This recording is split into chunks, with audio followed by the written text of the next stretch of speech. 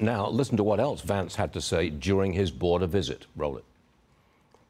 And the bad news is that because of what Joe Biden did at the southern border for 4 years, we had record increases in migrant crime, in fentanyl deaths. Joe Biden opened up the American southern border and allowed the cartels to turn it into their playground. Now, that's the bad news.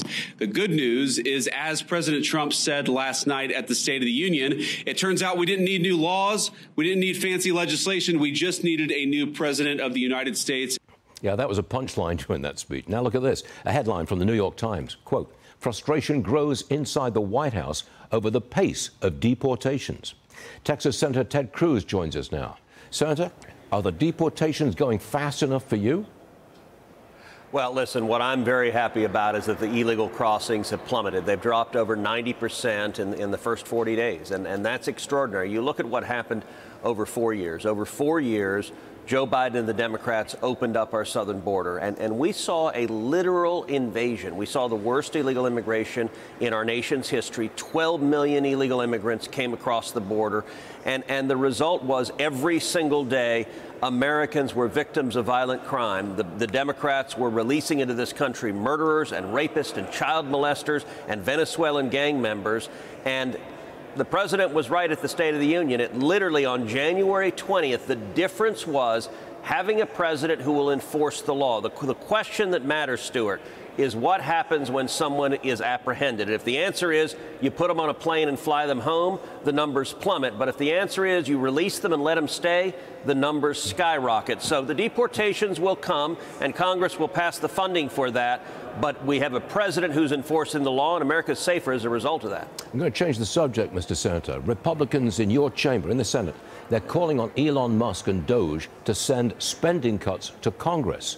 Are you comfortable with the way Musk is cutting left, right, and center? Listen, I'm a big fan of Elon's. He's a good friend of mine. Elon joined us for lunch yesterday. And to be clear, I was at that lunch.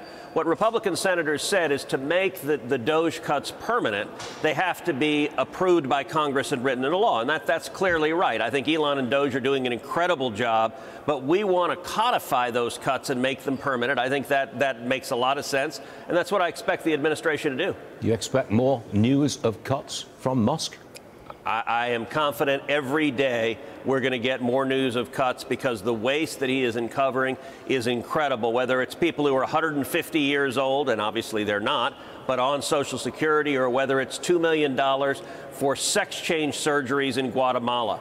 It is astonishing, and Elon is bringing, look, we have one of the greatest technology CEOs in history who is donating his time to the American people and who is rooting out the massive corruption. And look, what Elon is finding, Joe Biden and the Democrats, they weaponized all of government. It wasn't just the Department of Justice and the FBI to go after their enemies. Every single grant program in the government they used to pay off their buddies. It was all about cronyism and corruption. And as you start uncovering it, look, Joe Biden in the closing days of his administration sent $2 billion to an NGO that Stacey Abrams is helping run. That's just payoff. And frankly, it is disgusting. And so I'm glad that we have Elon Musk and Donald Trump rooting this out and getting rid of it. Senator Ted Cruz, always a pleasure. Thank you very much for being on the show today. Thank you, sir.